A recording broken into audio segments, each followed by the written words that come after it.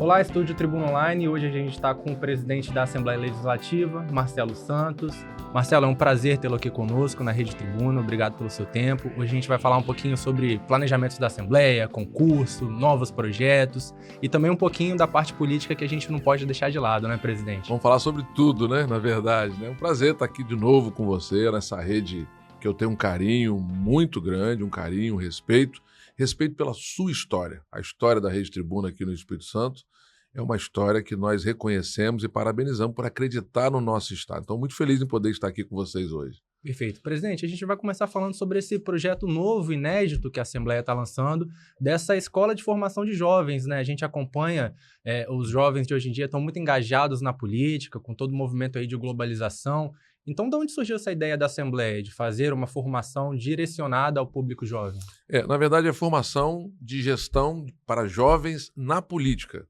Né? Eu acredito, inclusive, que os jovens não estão tão engajados assim na política. O que nós queremos é que eles tenham uma noção exata do papel da política na vida deles e o papel de cada um político e o seu trabalho, entendendo qual é o modelo de gestão que melhor pode ser aplicado numa cidade, num estado e num país. Então, falar de gestão pública, falar do papel de cada um, a competência de cada poder e instituição que visa melhorar a vida das pessoas e defender, assim, o interesse delas. Então, foi muito bacana, porque nós fizemos a primeira aula, a aula inaugural, eu tive a oportunidade de fazê-la lá na Assembleia Legislativa, e uma surpresa muito boa. Mais de 700 alunos inscritos e participando.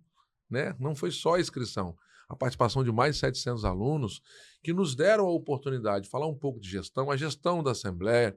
A minha formação também fala sobre gestão pública, falar sobre a gestão, como é que você consegue fazer uma gestão moderna, eficiente, de mais com menos e produzir resultados importantes para a sociedade. E o papel de cada um, né? Falando qual é o papel do vereador, o papel do prefeito, o papel do governador e o papel da Assembleia Legislativa, dos deputados estaduais, o papel do Congresso Nacional, Câmara e Senado, deputados federais, senadores e do presidente da República.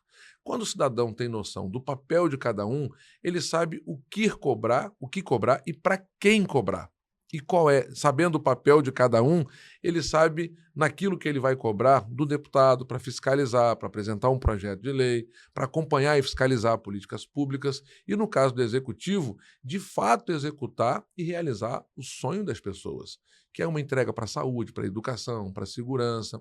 Então, assim, foi muito bacana poder dialogar com esses jovens do Espírito Santo todo e essa formação que agora ela sai do eixo da Assembleia e ela regionaliza. Né? Nós teremos uma escola em Linhares, que é no norte do Espírito Santo, teremos no sul, teremos no Caparaó, ou seja, teremos escola em vários polos do Espírito Santo para que nós possamos alcançar o maior número de jovens que nós estamos provocando o seu interesse. Porque a política, por conta de alguns poucos políticos, a régua da sociedade ela é comum.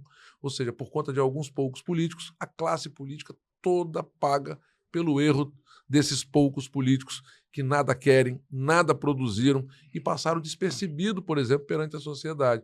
Nós queremos mudar essa ideia da sociedade, principalmente dos jovens, que têm um futuro bacana pela frente e podem suceder os deputados estaduais, os deputados federais, os prefeitos, vereadores, governadores e presidente da República, tendo uma noção exata e não rechaçar a política, porque a política, de fato, é uma ferramenta muito bacana de transformação, de melhoria da vida das pessoas. Então, esse foi o papel importante da iniciativa que nós tivemos de criar essa escola de formação política e de gestão para jovens. E essa regionalização agora vai ser presencial, presidente, ou vai ser online? Ela é presencial. Nós teremos a plataforma online, mas o nosso foco principal é presencial, para que nós possamos dialogar de perto, tirar dúvidas, também levar atores importantes. Por exemplo, nós teremos uma escola de formação no município de Linhares. Quem é o prefeito de Linhares? O jovem Lucas Escaramuça, ao lado do Franco, outro jovem. E qual é a expectativa e perspectiva que eles podem mostrar para esses jovens? Qual é o modelo de gestão que eles estão implementando na cidade que, de fato, vise melhorar todos os serviços que uma prefeitura deve prestar para os cidadãos, especialmente para os jovens? Então, é isso que nos faz e nos motiva a convocar esses jovens, chamá-los, atraí-los para discutir política pública, para falar sobre gestão e falar sobre o papel de cada um. Tendo essa noção, nós teremos uma composição melhor na Assembleia, não estou desmerecendo aqui a Assembleia, mas nós temos, na alternância, isso é importante dizer, nós teremos um processo eleitoral que se avizinha. São 30 deputados, 10 deputados federais, são 3 senadores, são 2 vagas de Senado que será disputado. Tem uma vaga de governo, tem uma vaga de presidente da República.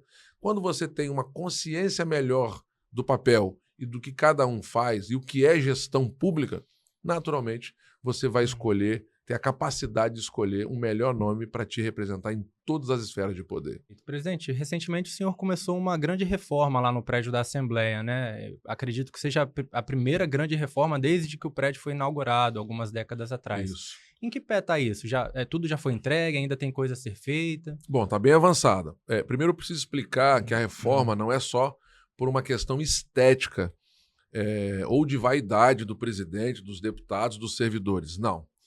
Aquilo é um patrimônio público. A construção da Assembleia Legislativa foi feita com recurso público e nós temos que zelar por isso. Quando você não faz as manutenções preventivas, naturalmente você tem um gasto ainda maior. E por não ter sido feito as manutenções nos períodos que deveriam ter sido feitas, nós hoje temos um gasto maior. Eu vou ter que fazer uma reforma muito mais avançada e estruturante da Assembleia. O partilhamento está caindo. E eu, como chefe de poder, sou responsável civil e criminalmente por isso. Se alguma partilha daquela, porventura, cair na cabeça de uma criança e levar a situações mais graves, eu sou responsabilizado por isso, porque eu não fiz ali o que dita a regra, que é a manutenção periódica que deveria ser feita e agora nós estamos fazendo. O que eu fiz, então? E tem uma história muito legal com relação à reforma da Assembleia. Nós estávamos economizando, a partir do momento que eu entrei, fiz um compromisso de fazer essa reforma, porque é importante. E, internamente, para o servidor ter um local não insalubre, um local que ele possa trabalhar decentemente e se sinta à vontade para trabalhar. Ninguém é obrigado a trabalhar numa cela. E ali não é um presídio, ali é um poder. E nós temos que dar condição para que todos possam trabalhar. Desde o prestador de serviço terceirizado, aquele que limpa lá a Assembleia, que faz o café para os deputados e para os nossos principais clientes, que é a população do Espírito Santo, também para os deputados. Então, nós fizemos uma reestruturação, um projeto de fazer uma reforma onde nós priorizamos, por exemplo, os gabinetes parlamentares, que é quem recebe a população do Espírito Santo. Priorizamos também a reforma das comissões, que são as comissões que debatem todos os temas importantes e principais do Espírito Santo. Comissão de Saúde, Educação, Segurança, Turismo, Lazer, Defesa dos Animais. Fizemos tudo isso. E também estamos fazendo dos integrantes da mesa diretora. A única parte que eu não preparei, que deixei por último, foi da presidência da Assembleia. Mas a história legal é o seguinte. Então eu fiz a economia desde quando entrei, fiz um compromisso com os deputados que isso estaria na pauta de prioridade e vieram as fortes chuvas que alcançaram 13 cidades no Espírito Santo e eu destaco aqui a cidade de Mimoso do Sul, a mais prejudicada. Proporcionalmente, Mimoso do Sul sofreu impactos maiores do que o Rio Grande do Sul como um todo, proporcionalmente. E naquele período eu tinha mais de 11 milhões de reais, quase 17 milhões de reais, lá para aplicar nessa reforma. O que é que eu fiz? Estive com o governador nas primeiras horas que nós tivemos a oportunidade de estar, acompanhamos à noite as fortes chuvas junto com a Defesa Civil. No primeiro momento que autorizou o nosso embarque, nós fomos para Mimoso do Sul, numa dificuldade muito grande de chegar, o teto era muito baixo, aterrissamos no município de Cachoeiro, fomos de carro para Mimoso. Quando nós chegamos lá, a palavra que eu disse foi terra arrasada. Imediatamente eu disse para o governador, eu tenho 11 milhões no caixa que eu economizei para reformar a Assembleia, iniciar um processo de reforma.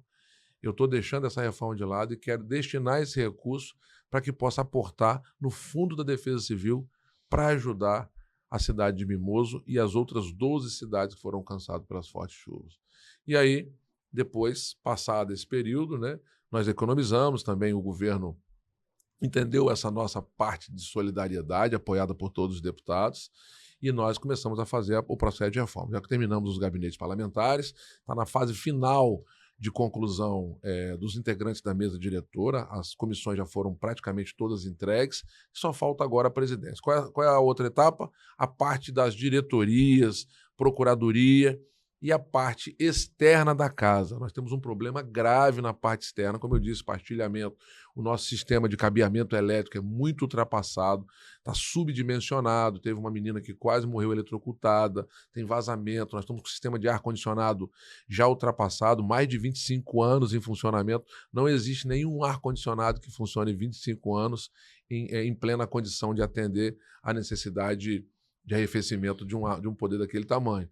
Então, o normal são 12 anos, nós já estamos com 25 anos. Então, tudo isso vai ter que ser substituído. Então, eu fiz por ordem de prioridade aquilo que a gente podia imediatamente fazer sem criar muito problema interno. Você mexer numa casa, morando nela, é difícil. Eu consegui mexer numa casa com 30 deputados, com parlamentar, com a sua assessoria parlamentar, e hoje eles estão funcionando. E muito legal é você ver a satisfação do parlamentar ao receber um cidadão humilde, de uma cidade distante, Pedro Canário, do Rio Preto, e ele ser bem recebido como qualquer uma outra figura, que seja um desembargador, um procurador-geral de justiça ou um ministro de Estado, ele sendo recebido num ambiente legal e seguro. Então, esse foi o objetivo de reformar a Assembleia Legislativa. Perfeito. Presidente, o senhor anunciou também recentemente que haveria concurso público para a Assembleia Legislativa. Ainda é uma meta para esse ano, para 2025? Sim, nós teremos concurso público.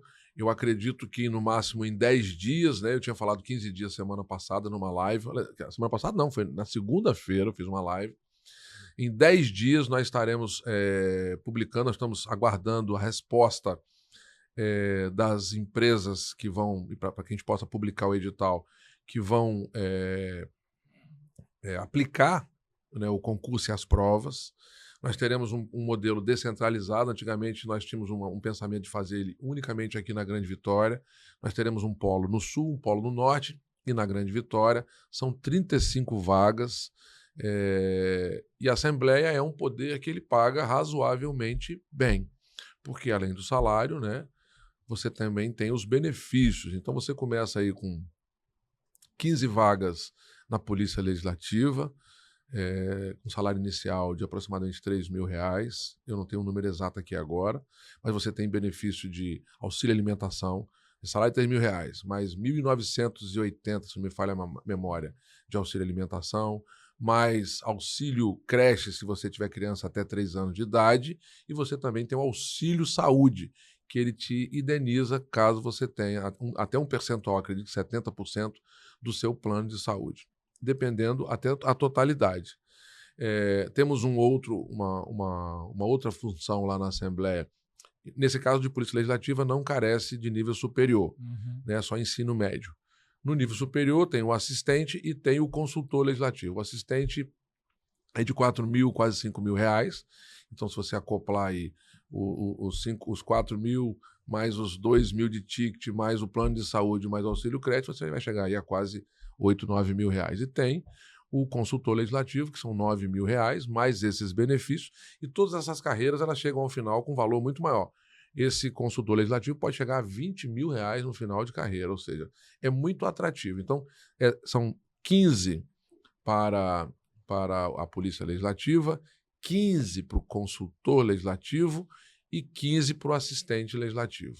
Então, serão 35 vagas que nos próximos dias nós estaremos publicando o edital para efetivamente realizar esse concurso, que é muito importante. O consultor legislativo, que é o destaque que eu faço, nós balizamos a proposta do concurso do mesmo modelo que é feito na Câmara e no Senado da República. Você tem a sua formação acadêmica, ela é muito importante e tem um peso. Mas nós daremos um peso muito maior na experiência, porque o consultor legislativo é ele que vai auxiliar o parlamentar, e eu destaco as comissões. Por exemplo, comissão de infraestrutura. Eu atuei nela um bom tempo, você se lembra disso. Eu não sou engenheiro. Então, a consultoria legislativa ela vai me dar a noção exata, mesmo o consultor passando e não sendo engenheiro, mas ele pode ter uma experiência muito grande, por exemplo, na área de engenharia. É o que aconteceu lá no Senado da República. O diretor da consultoria legislativa na área de orçamento, ele é arquiteto, mas ele trabalhou no INSS na área de orçamento. Então, a experiência dele ao longo desse tempo fez ele ser classificado, aprovado num concurso do Senado da República. Ela teve um peso muito grande. O que nós queremos do consultor legislativo? Que ele nos dê parecer, que ele prepare artigo, que ele prepare até manifestação, ou seja, pronunciamento do deputado, para que ele possa ter as informações necessárias e defender ali um projeto ou rechaçá-lo, ou modificá-lo, com uma experiência de quem não é. De quem não é engenheiro, mas pode ter, através de um consultor com a experiência dele, transferir esse conhecimento e ajudá-lo a dar um voto mais seguro, mais consciente, mais consistente. Então, assim, o concurso vai sair, se prepare, porque não vai ser um concurso, como a turma costuma brincar, meia boca, não. É um concurso que vai atrair um bocado de gente, mas o que nós queremos é pessoal qualificado para auxiliar a Assembleia a promover ações importantes e entregar muito mais para a sociedade. Presidente, a Assembleia também ganhou o selo de Assembleia mais transparente do Brasil há alguns meses, né? Ao que o senhor atribui isso? Bom, primeiro significa que nós estamos no caminho certo. Se você quer um governo que trabalhe ao lado da sociedade, um governo, um poder, ele tem que ser transparente o máximo possível. E nós alcançamos esses índices.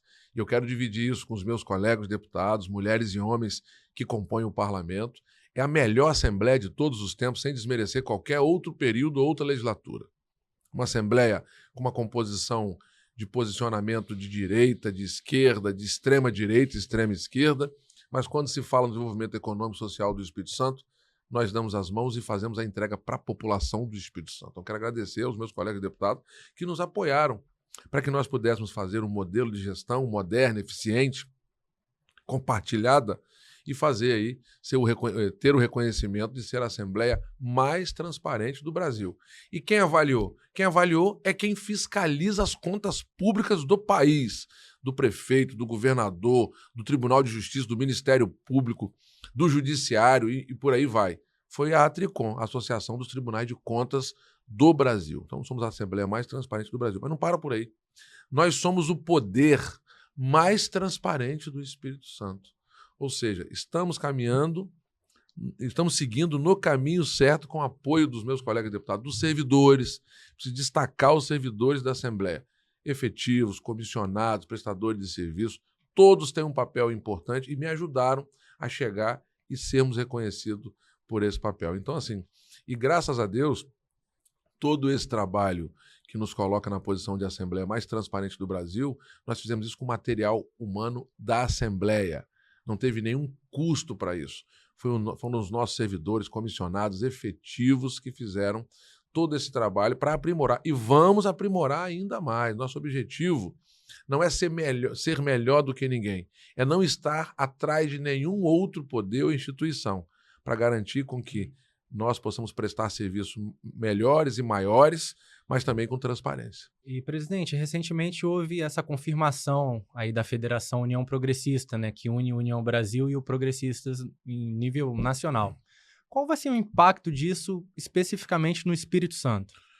Bom, nós somos de um partido, eu particularmente, do União Brasil, que é um dos maiores partidos do Brasil. E o deputado federal da Vitória também é de um dos partidos maiores do país. Com a união, né, dos dois, né, se tornou AP, né, União Progressista, nós temos aí, de fato, agora o maior partido do país, com efeitos enormes aqui no Espírito Santo. É o maior partido do país, com o maior tempo de televisão, principalmente nesse momento da disputa majoritária. A televisão é fundamental, porque ela vai poder mostrar as propostas do nosso candidato a governador, do nosso candidato a senador, dos nossos parlamentares que vão disputar tanto na esfera federal ou estadual, para que eles vieram, né? O que eu vou fazer? Para quê? Por quê? E para onde? Vai falar por que ele quer ser deputado estadual, por que ele quer ser deputado federal, por que ele quer ser senador da República e por que eu quero ser governador. Então, é um ativo muito importante. Eu e o deputado federal da Vitória temos uma relação há muito tempo, uma relação política, institucional e de amizade histórica, e nós já vínhamos conversando um bom tempo sobre isso. E agora, com essa federação, eu acredito que a gente vai conseguir dar passos muito maiores de constituir e ter um resultado muito legal, né, de alcançar, por exemplo, até 6 deputados estaduais na Assembleia Legislativa, podendo chegar a uma bancada federal de 4 parlamentares e discutir aí a questão da chapa majoritária, Senado e governo do Estado, e também a indicação de suplente do Senado e de vice-governador.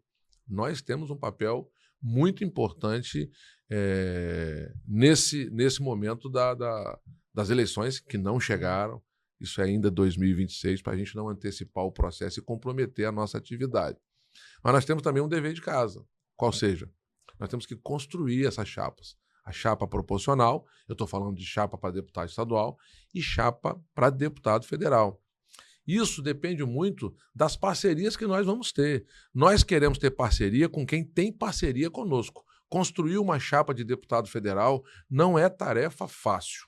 E não dá para preencher os espaços em todos os partidos que querem disputar e apresentar os nomes para deputado federal. Então nós vamos entender que a parceria é quem nos enxerga como prioridade. A partir daí, nós efetivamente estaremos fazendo um alinhamento. Se não tiver da outra parte um olhar como esse, nós vamos entender que nós não somos prioridade, e não sendo prioridade, nós não estaremos aonde nós não seremos olhados como protagonistas. E se for coadjuvante, nós não participaremos de nenhum projeto. E, presidente, natural que com todo esse tamanho da federação, como o senhor falou, muita gente fica interessada em ter o apoio de vocês. É da vontade do senhor, por exemplo, participar do projeto do governador Renato Casagrande, que é seu aliado já há muito tempo? Sim.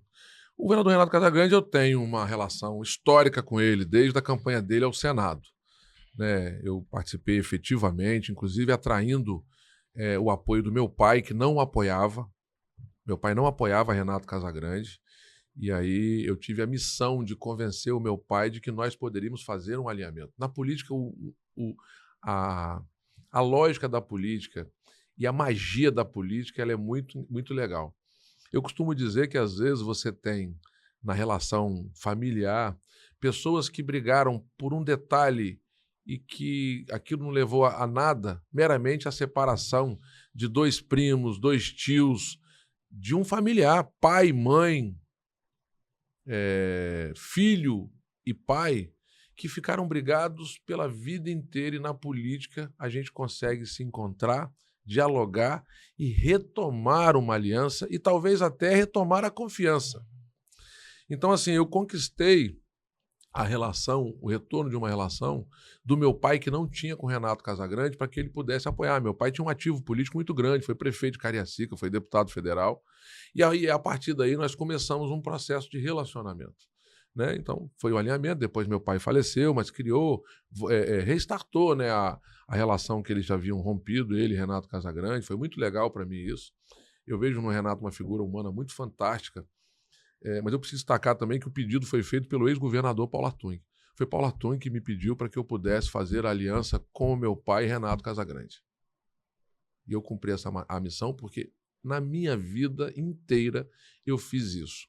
Buscar acabar com as arestas e fazer com que todos nós pudéssemos convergir. Talvez mesmo não concordando com a opinião do outro, mas respeitando, Acho que a vida tem que ser assim. Então, esse foi o primeiro momento meu com o Renato Casagrande. A partir daí, nós fizemos uma aliança política. Ele se tornou senador, depois ele se tornou governador, depois ele não disputou, ele disputou a reeleição e não alcançou o resultado. Depois ele veio para a eleição, eu apoiei, e está na reeleição, eu apoiei. Aliás, eu cheguei desde quando Paulo Artung foi governador pelo primeiro mandato, tive com ele no segundo, depois veio Renato Casagrande, depois Paulo Artung voltou, eu estou com os governadores, cada um com 3 mandatos. Mas a minha relação com o Renato Casagrande é uma relação, como eu disse, que começou dessa forma. E eu tenho uma relação que era política e que virou uma relação de amizade. E eu não misturo a minha relação política e de amizade com a liderança que eu tenho na Assembleia Legislativa. Eu chefio um poder assim como ele. Mas eu faço de tudo para que nós possamos convergir, para que os meus colegas deputados não coloquem a ideologia partidária primeiro à frente dos interesses do Estado. Por isso que eu falo que a Assembleia Legislativa do Espírito Santo é a Assembleia que mais entregou para a história dos 190 anos da Assembleia. Então, a minha relação com o Renato é uma relação muito estreita. E ele é o nosso líder. Naturalmente, ele vai conduzir o processo da sua sucessão. Naturalmente, também, o sucessor imediato dele é o vice-governador Ricardo Ferraço. Por quê? Porque é vice-governador, está no direito da reeleição. E eu acredito que, com muita sensatez, os atores políticos têm que entender que o Ricardo não está querendo disputar a reeleição. Ele tem o direito da reeleição. Cabe a ele agora trabalhar para atravessar esse mar, que é um mar que eleva você a um patamar de viabilidade, todos os candidatos. Não existe nenhum candidato que esteja hoje, vamos dizer assim, num percentual avaliado de uma pesquisa hoje, que diga, eu estou pronto para ser candidato e com os índices de uma pesquisa eu vou ganhar a eleição. Não, é um sinal meramente de que você pode estar no jogo. Então, muita gente pode estar no jogo da eleição, mas tem que furar algumas bolhas, né? Todos os players que estão colocando o nome têm que fazer isso. Também o nosso vice-governador Ricardo Ferraz. Então eu estou fazendo um movimento com ele por entender e respeitar essa posição dele de vice-governador e ter o direito, assim que Renato Casagrande deixar o governo, porque ele vai disputar uma vaga de Senado, automaticamente quem assume o governo é Ricardo Ferraz. Ricardo Ferraz vai ser governador no mês de março. E cabe a ele decidir a disputar ou não diante dessa viabilidade que todos os candidatos majoritários têm que ter esse feeling. E o Ricardo Ferraz tem feito seu papel. O Ricardo Ferraz cumpriu talvez a missão mais difícil que um homem público pode assumir. Convocado pelo governador Renato Casagrande, Ricardo aceitou o desafio de enfrentar a Secretaria de Desenvolvimento Econômico e mergulhar. Enquanto nós fazíamos a solenidades políticas, vamos dizer assim, enquanto nós estávamos solenizando, ou seja, indo ao encontro das lideranças, ouvindo as demandas dela, do prefeito entregando solicitação para fazer um parque linear, para construir uma unidade de saúde, para ampliar um recapeamento asfáltico, o Ricardo estava debruçado, dialogando com o setor produtivo, viajando dentro do Estado, viajando para fora do Estado, viajando para fora do país, garantindo com que os nossos empreendedores dos mais diversos segmentos pudessem manter-se, ampliar o seu negócio e nós também, através dele, buscamos novos investimentos. Olha como é que o Estado hoje ganhou visibilidade. Hoje nós somos o maior importador de veículos elétricos, o maior importador de aeronaves que não são de passageiros, de transporte aéreo convencional. Hoje nós somos o maior produtor de vários itens e estamos atraindo. Agora, recentemente, nós inauguramos a fábrica de café solúvel lá em Linhares e que vai ser, breve em pouco, a maior fábrica de café solúvel do mundo. Independente hoje da tarifação, que nessa relação comercial entre Estados Unidos e China, a lâmina frio de aço está sendo preparada para que nós possamos motivar aqui, incentivar e atrair a indústria automobilística. Quem foi que fez isso? Ricardo Ferraz. Mas para isso ele teve que sacrificar. Ele não podia estar onde nós estávamos. Lá em Jaguaré, lá em Linhares, lá em Dores, lá em Cachoeiro. E agora ele volta entregando um resultado bacana, econômico, porque ele fez isso, mas o Ricardo liderou o maior programa social, que foi a de geração de emprego. Ou seja, ele trabalhou em prol do desenvolvimento econômico e social, e agora ele volta. Então, agora ele tem que atravessar. Eu estou à disposição dele, tenho ajudado ele a atravessar isso. E o Ricardo tem ainda uma coisa muito interessante que é atrativa para quem pretende no futuro disputar a eleição de governador. Ele só fica um mandato, porque como ele é vice-governador e vai assumir o governo, não lhe dá o direito, à Constituição, de disputar a reeleição. Então, ele é um limitador, ele tem um limitador que ajuda os players que hoje são pretensos candidatos a pensar na possibilidade de integrar esse grupo e disputar lá na frente. Mas vamos lá, mas nós temos uma federação, onde eu vou liderar a União Brasil e o da Vitória já lidera o PP. Nós estamos dialogando porque nós queremos discutir a possibilidade de majoritária. Estou falando de governo e estou falando de Senado. Então, o da Vitória está preparado para assumir qualquer uma dessas vagas. Nós estamos trabalhando para que ele seja senador da República. Mas, diante de qualquer outra circunstância, caso não haja uma disputa dentro do nosso grupo, e Ricardo, por exemplo, decida não disputar por vários motivos, eu não acredito nisso, acredito que o Ricardo vai disputar, mas não disputando, o deputado da Vitória é a nossa opção, caso o Ricardo não dispute. Então, assim, é muito importante deixar claro isso, né?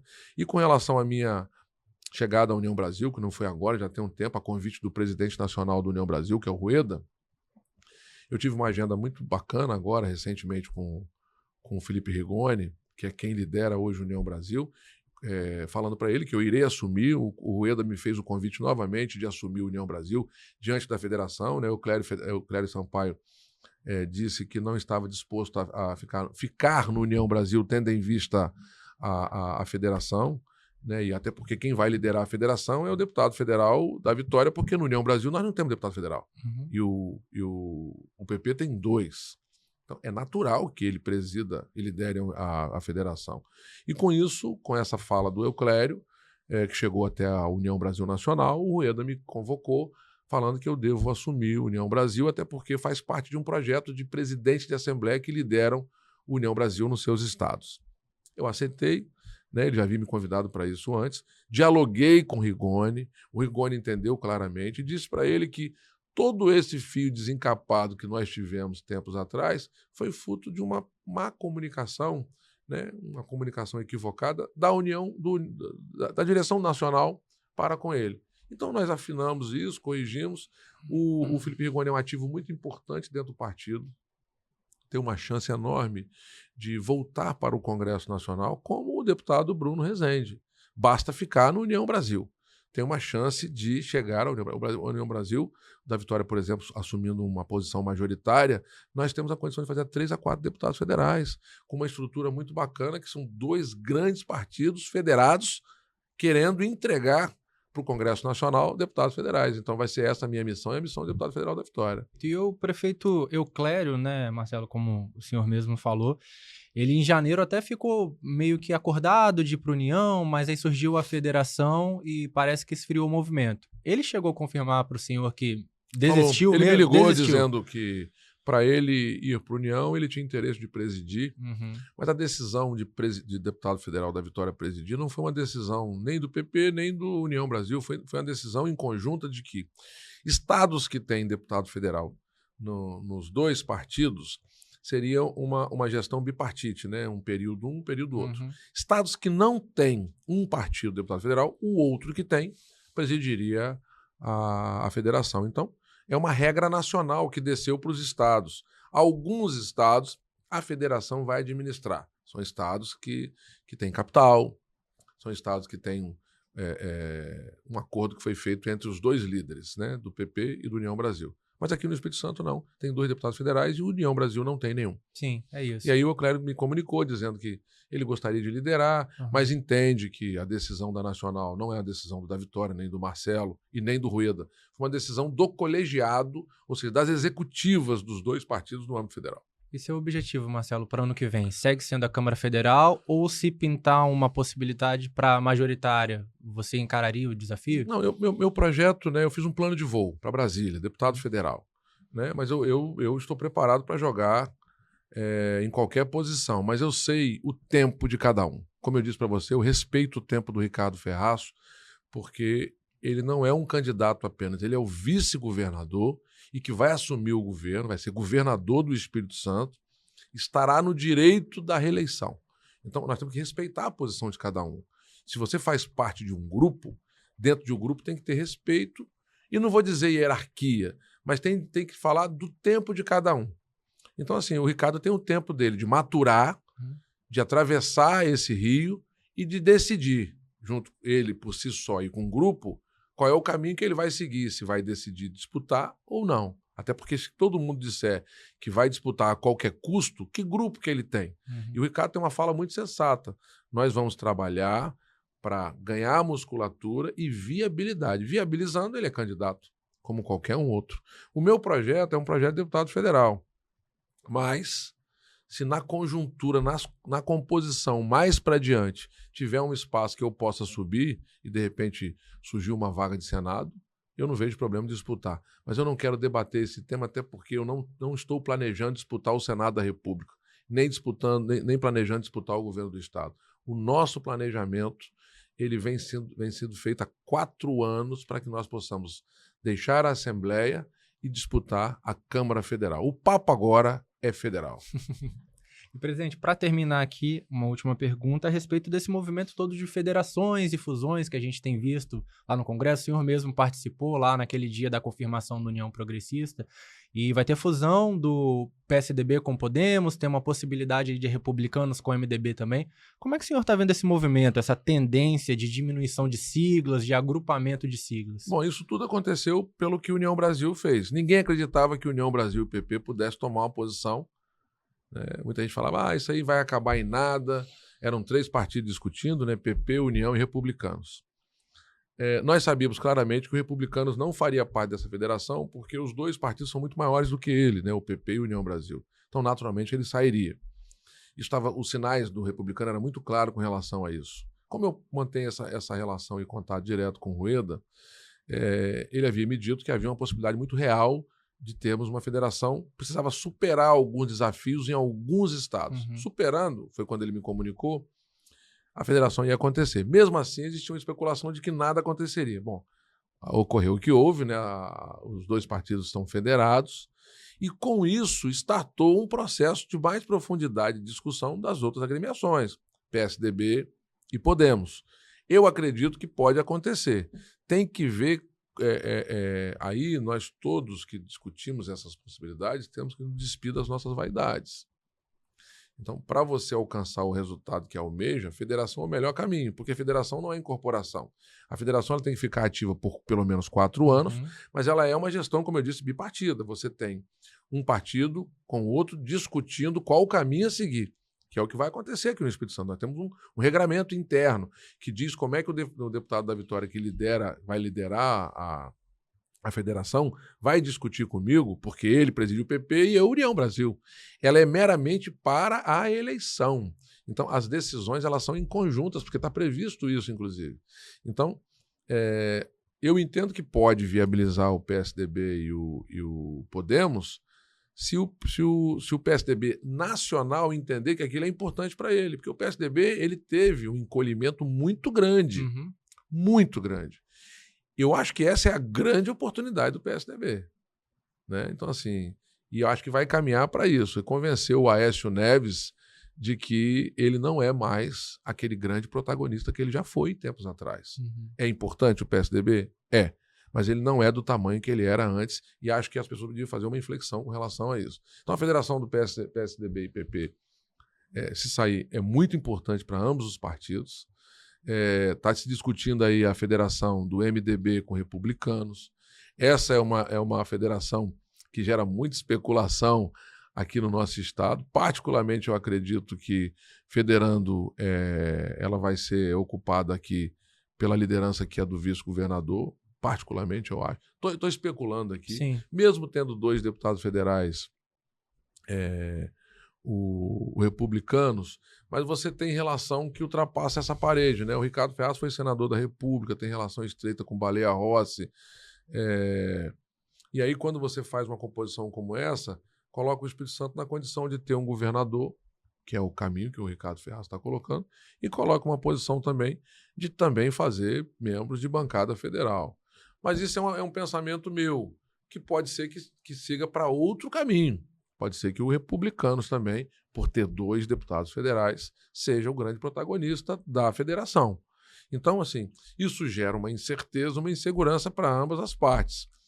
Mas, e não sou eu que vou dar opinião aqui, porque a discussão é muito lá e eu não faço sequer parte de qualquer um dessas 2 agremiações, né? Mas assim, se você observar por um lado, você tem 2 atores disputando, colocando o nome para disputar a eleição majoritária. Um que é prefeito e um que é governador. Aí que eu volto a dizer, por que eu acho que isso pode pesar um pouquinho mais para o Ricardo?